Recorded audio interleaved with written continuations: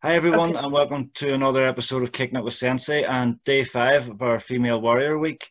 Today we're joined with Helen Stranzl, who is an ex-door woman, stunt woman, self-defense expert. I think you've done it all. But Yeah. Sometimes it feels like that, doesn't yeah, it? When I, well, when I hear it all coming back to me, yeah, it feels like yeah, that. yeah. Could you tell our audience a little bit about your background in martial arts? Yeah. Well, I started in my mid-20s with boxing, and that very soon led up to kickboxing, and which led into grappling, and then from there it was the fighting. So it was one immediately after the other, keeping everything together, doing everything at once also. And only to understand it, like I didn't do the boxing to become a boxer or to become a kickboxer or a professional grappler. It was a nice transition in order to understand the different ranges if you're ever in a fight, and so that's when it led me into the self-defense. And so I kept doing all of that while I was doing also the self-defense. Excellent.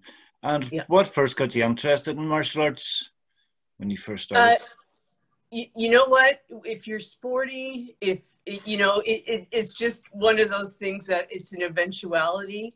I did sports all my life, so boxing was just something that I'd never thought of before. It's a great stress release and all. It's a great exercise. So I did it for that. And then I thought, it's important too, as a woman, to also be able to know how to defend herself. So as I started with that, I gradually learned, like I said, the other ranges, which are very important, and then the psychology of fighting on the street as well. Yeah, I know the training you do at the minute is very realistic, self-defense orientated. Yeah. What's the difference between that and more of the sport combat? What's the difference in training? I'll tell you what the difference was just before, when I was teaching self-defense. Okay. We did a lot of realistic scenarios. So we tried Yeah, to make it as real as possible. And even myself, I was involved. I was the potential victim quite a bit of the time as well. So we would do scenarios in an elevator, in a staircase. We would set it up where the room was filled with people. I mean, we had all of our students. The lights were off. We had strobe lights. We had the smoke thing going. You know what I'm saying? So you were in a club and it was yeah, loud. You didn't know who or what was going to happen at any yeah, point. So, I mean, you had an adrenaline dump because you knew something was going to happen, right? But I'll tell you, when I stopped the teaching and I started bouncing in clubs, I felt like I had to start from ground zero. yeah, You understand? Because now, even though we made it as realistic as possible in the street, they're really not your friends. They're not your partners. You're not going to go in the changing room afterwards and, give a high five and stuff yeah, like that, right? So you never know what's going to happen. And so you begin to understand how important it is, dialogue, psychology, recognizing the dangers, and then how to best diffuse them. And well, I mean, you're in a club, so you can't avoid them. You have to go into it, but it also helps for the street as well. So in that aspect, that's what I found was the big difference. Martial arts is amazing. Look, just like any other sport, right? yeah, And everyone is different. Everyone gravitates to a different art or a different sport, and it's all wonderful. And it's I'm sure with any martial art and any sport that you're doing, combat sport, sure, you can pick and choose what works best for you on the street. But then there's also the dialogue. Don't forget the dialogue. Don't yeah, forget the psychology. And a lot of the times, especially for women, most of the time, attackers, someone who's going to potentially rape you or hurt you in some way, manipulate you, chances are he already knows you. You yeah, understand? So you're not gonna throw like a front kick to, a potential boyfriend's face, right? You know what I'm saying? very true. Yeah, Or maybe you will. Who knows? You know. So yeah, it just makes it a little bit. it makes it a little bit more complex. Yeah. I met some of my best friends after a kick to the side of the head, but Oh, it's his unbelievable. girlfriend did that? No, friends, and Friends kicked. most of my Oh, friends I've met through martial arts, so it started off with getting kicked. everybody. Well, you know, I'm glad the boys are having fun. Yeah, that's it. Don't try that on the girls. Yeah. Do you think self-defense instructors nowadays are teaching enough about the psychology and situational awareness in courses, or do you think it's just martial arts and genes most of the time? You know what? I don't know enough of the schools out there to know that, to Yeah. be able to respond that. I only know when people come to me and say, hey, look at this, what do you think? Then I'll be able to give my honest opinion, right? Yeah. I do have to say that since I started way back, like it's almost 25 years ago now, it has grown and it has gotten more realistic. But look, let's not forget, we're also, like, sport is wonderful too. Martial arts is wonderful too. Not everything has to, you know, have a serious life or death connotation to it, right? Yeah. So let's enjoy what we also have, what's given to us, what we can learn from, and that's it, I guess. That's it. What do you think the mindset of a martial artist is? That I really can't say, because that is like, everybody's different. I wish I could give you an answer, but everybody is different. I'll tell you for myself, the mindset of a martial artist, someone who knows how to fight. I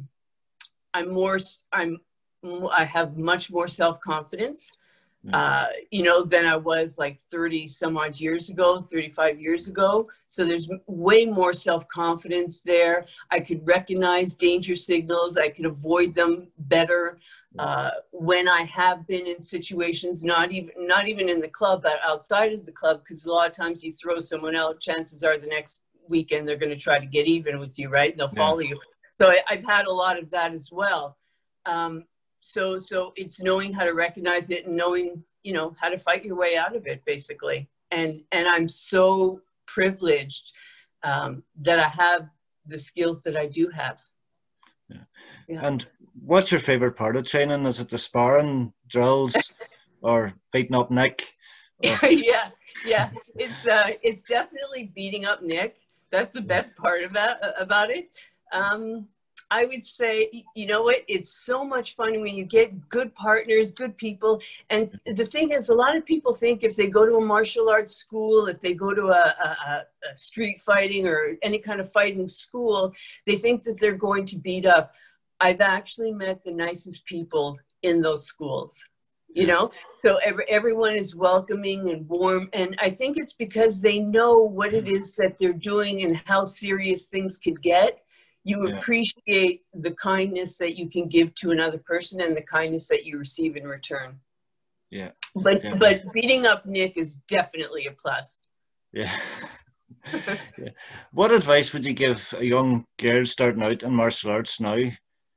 Young girls starting out in martial arts? You know what? We're talking really young. Just have fun. Just have fun. They don't need to think about anything right now. Just enjoy and have fun. As you get older in your 20s and that, you know, you'll start to develop your own strategies if you haven't already. Any girl in her 20s probably has already encountered some form of uncomfortable approach. And so you develop from there. Don't be shy to ask for help. Don't be afraid to, and it's a learning process, right? No one is born with the information. Walk into a gym, see what you can get out of it. It's, you know, if anything, it's a great stress release, and then you can learn stuff later on. Yeah, definitely. And what keeps you motivated to train now, and has it changed from when you first started 25 years ago? It definitely has changed because like 25 years ago, I wanted to know all the scenarios. I wanted to know all the fights. I wanted to, you know, give me multiple attackers, give me weapons, give me this, give me that.